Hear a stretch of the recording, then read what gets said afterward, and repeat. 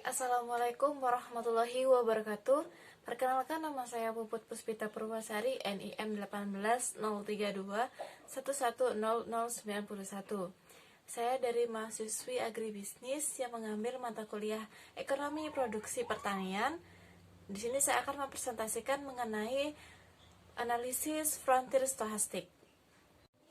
Baik, pada kesempatan kali ini saya akan membahas atau mereview jurnal internasional yang berjudul Stochastic Frontier Analysis of the Technical Efficiency of Smallholder Maize Farmer in Central Province Zambia, yang ditulis oleh Susan Shiona, Thomas Kelinda, dan Gelson Tembu. Tujuan dari jurnal ini yaitu memprediksikan efisiensi produksi jagung di Zambia menggunakan stochastic frontier analysis dan juga menentukan faktor-faktor yang mempengaruhi efisiensi teknis dalam produksi jagung. Data primer yang digunakan pada penelitian ini diambil dari 400 jumlah rumah tangga yang berada di Provinsi Zambia. Baik, selanjutnya saya akan menjelaskan kerangka konseptual yang disertai oleh gambar grafik di bawah ini. Berdasarkan pendapat dari Farrell tahun 1957 yang menganggap perusahaan yang menggunakan dua faktor produksi X dan Y untuk menghasilkan produk tunggal yaitu P dalam kondisi skala hasil konstan. Asumsi ini memungkinkan untuk menggambarkan fungsi produksi dengan diagram isokun sederhana yang ditunjukkan oleh SS pada gambar berikut. Di sini juga diketahui bahwa titik P mewakili unit dua faktor per unit output yang digunakan oleh perusahaan. Isokon SS mewakili sebagai kombinasi dari dua faktor yang mungkin digunakan oleh perusahaan yang sangat efisien untuk menghasilkan output unit. Dan titik Q mewakili perusahaan yang efisien dengan menggunakan dua faktor dalam rasio sama seperti P. Sehingga diketahui inefisiensi teknis dari perusahaan tersebut ditunjukkan oleh jarak Q dan P yang merupakan jumlah di mana semua input dapat dikurangi secara proporsional tanpa pengurangan output. Perusahaan secara teknis efisien jika rasionya sama dengan 1. Jika rasionya kurang dari 1, maka perusahaan tidak efisien. Harga atau efisien alokatif perusahaan dapat diukur dari diagram yang sama di atas. Ini mengukur sejauh mana perusahaan menggunakan berbagai faktor produksi dalam proporsi terbaik, mengingat harganya. Mengingat garis anggaran yang diwakili oleh AA, ini menghasilkan OP atau OQ, yang mana output dari input yang sama. Oleh karena itu, OQ atau OP didefinisikan sebagai efisiensi teknis perusahaan P. Baik, selanjutnya saya akan menjelaskan tentang stochastic frontier produksi atau produksi stochastic frontier. Menurut dari tulisan atau jurnal ini menganut dengan karya Farrell yang menyatakan bahwa produksi stochastic frontier ini memiliki modifikasi setiap tahunnya. Jadi terjadi beberapa perubahan-perubahan dari setiap tahun mengenai rumus yang digunakan. Namun pada kali ini penelitian ini menganut pada spesifikasi model dari Bested dan Corral pada tahun 1995.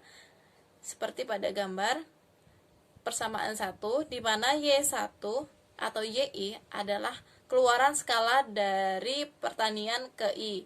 XI adalah faktor besaran input dan beta adalah faktor parameter yang akan diperkirakan.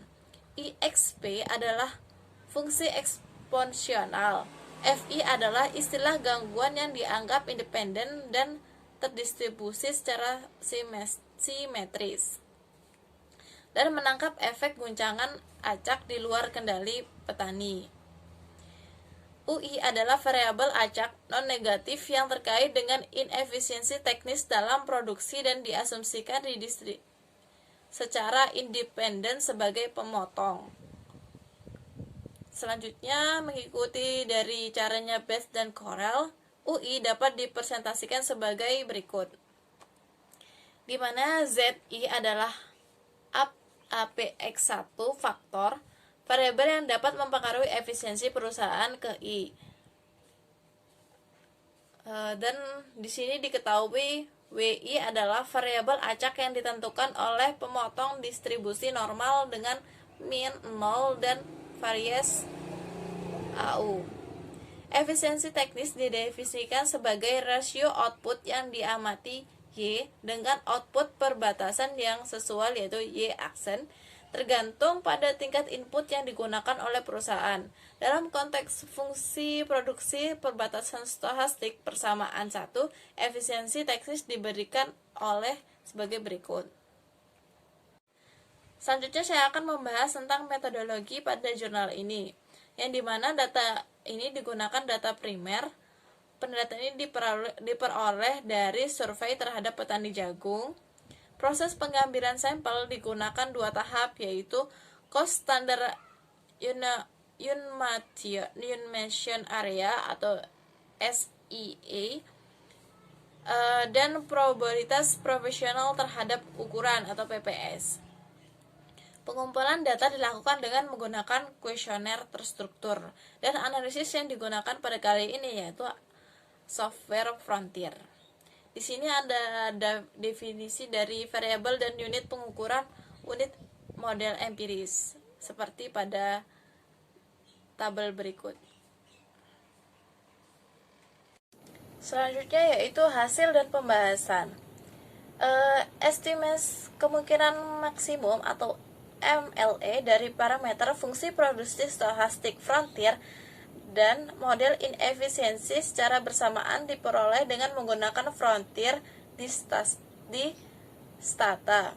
Semua ringkasan statistik dan laporan regresi dalam makalah ini dibuat dengan menggunakan perangkat lunak yang sama. Di bawah ini ada tabel menunjukkan MLE parameter model Frontier stochastik dan model inefisiensi teknisnya. Mengingat kekurangan interpretasi langsung dari parameter dalam batas produksi translog, perkiraan parameter dari batas produksi stochastik persamaan 4 akan diringkas dan dijelaskan kemudian dalam hal elastisitas keluaran sehubung dengan berbagai masukan atau output dengan input. Parameter Y yang terkait dengan varians di perbatasan produksi stochastik diperkirakan mendekati 1, meskipun parameter Y tidak dapat diartikan sebagai proporsi. Selanjutnya, dari total varians yang dijelaskan oleh efek inefisiensi teknis, hasilnya menunjukkan bahwa efek inefisiensi teknis memberikan kontribusi yang signifikan terhadap tingkat dan variasi produk jagung di Provinsi Zambia. Uji rasio kemungkinan umum dan berbagai hipotesis nol yang melibatkan pembatasan pada parameter varian dalam batasan produksi stochastik dan koefisien dalam model inefisiensi teknis disajikan pada tabel 3 di samping. Studi ini menolak hipotesis nol atau menolak HA0 karena mengeksplorasi penguji yang menentukan setiap tambak beroperasi di perbatasan yang secara teknis efisien dan bahwa efisiensi teknis sistematis dan acak dalam efek inefisiensi adalah nol. Ini ditolak karena adanya efek inefisiensi. Selanjutnya, hasil studi menunjukkan bahwa skor efisiensi teknis rata-rata adalah 50% dan berkisar antara 2,2 dan 84,5%. Ini menunjukkan peluang yang sangat besar untuk meningkatkan efisiensi teknis di antara para petani. Sebaran ukuran efisiensi teknis di tingkat petani menunjukkan bahwa 14,5% petani memiliki sektor efisiensi kurang dari 30%. dan 45,75% petani memiliki sektor teknis di atas 50% dengan hanya 13,75% yang memiliki skor efisien teknis di atas 70. Petani yang lebih tua menggunakan benih hibrida mengakses kredit dan menerima lebih banyak kunjungan ekstensi menunjukkan skor efisiensi yang lebih tinggi.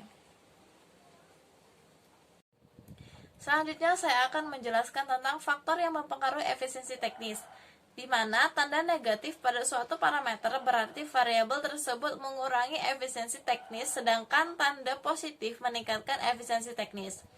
Studi ini mengungkapkan bahwa 6 faktor penentu utama dikaitkan dengan efisiensi teknis pada petani jagung adalah usia petani, penggunaan benih hibrida, jumlah kunjungan penyuluhan, akses ke kredit, tahun pendidikan formal, dan pendapatan di luar pertanian.